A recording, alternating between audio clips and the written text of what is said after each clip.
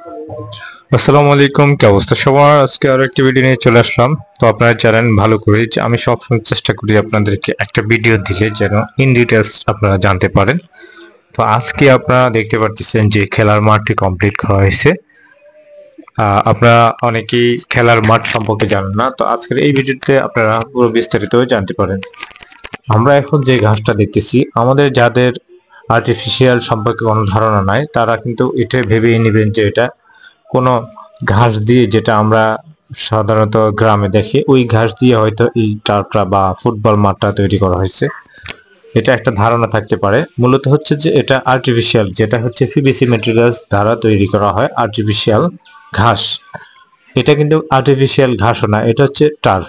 টার্ফটা হচ্ছে যে আর্টিফিশিয়াল ঘাসের চেয়েও আরো বেশি দামি হয় এবং কি ওটা গ্যারান্টিও আরো অনেক বেশি। আর্টিফিশিয়াল ঘাস আপনি সাধারণত ব্যবহার করতে পারেন নিজেদের ঘরের ওয়ালে, ফ্লোরে বা বারান্দায়, যে কোনো জায়গায় ব্যবহার করতে পারেন। আর টার্ফটা শুধুমাত্র খেলার মাঠের জন্য তৈরি হয় বা ইন্ডাস্ট্রিয়াল কোনো মাঠ করলে এটা ব্যবহার করে থাকে, যার কারণে এটার স্পেশাল আলাদা। আর আর্টিফিশিয়াল ঘাসটা হচ্ছে আলাদা। তো আপনারা যারা ভাবতেছেন যে একটা খেলার মাঠ তৈরি করবেন, এখন খেলার মাঠ সম্পর্কে অনেকেরই ধারণা আছে, অনেকেরই ধারণা নেই। আমরা হয়তো অনেকেই ভাবি যে একটা খেলার মাঠ যদি এভাবে করি ঘাস দিয়ে হয়তো 1-1.5 লাখ যাবে, 1-1.5 লাখ হবে। আসলে এটা এরকম কোনো কিছুই না। যেহেতু একটা খেলার মাঠ করবেন, একটা খেলার মাঠ কিন্তু একটা মানুষ 2-1 বছরের জন্য করে না। খেলার মাঠগুলি তৈরি করে মানুষ 10 বছর, 15 বছর, 20 বছরের জন্য, যাতে করে এটাতে সবসময় উনি রানিং রাখতে পারে বিজনেস, অথবা যাদের খেলার প্রয়োজন তারা।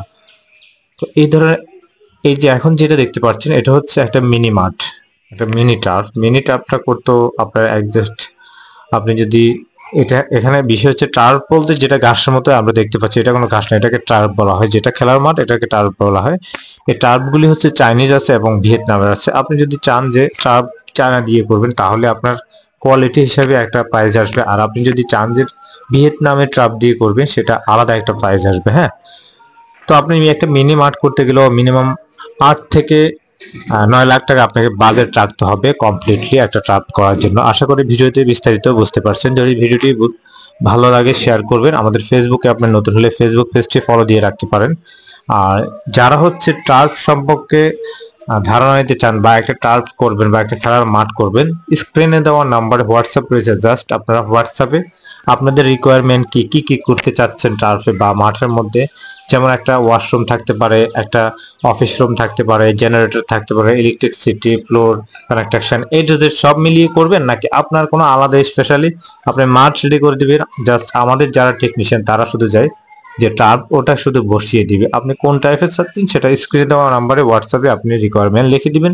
সেই অনুযায়ী আপনার কত স্কোয়ার ফিট মাঠ হবে সেটা আমরা আপনাদেরকে বাজেট বলে দিব। আশা করি বুঝতে পেরেছি। যদি বুঝতে পারেন, আমাদের ইউটিউব চ্যানেল থেকে দেখলে আমাদের ইউটিউব চ্যানেল সাবস্ক্রাইব করে রাখবেন। ভিডিওটি ভালো লাগলে শেয়ার করে দিতে পারেন।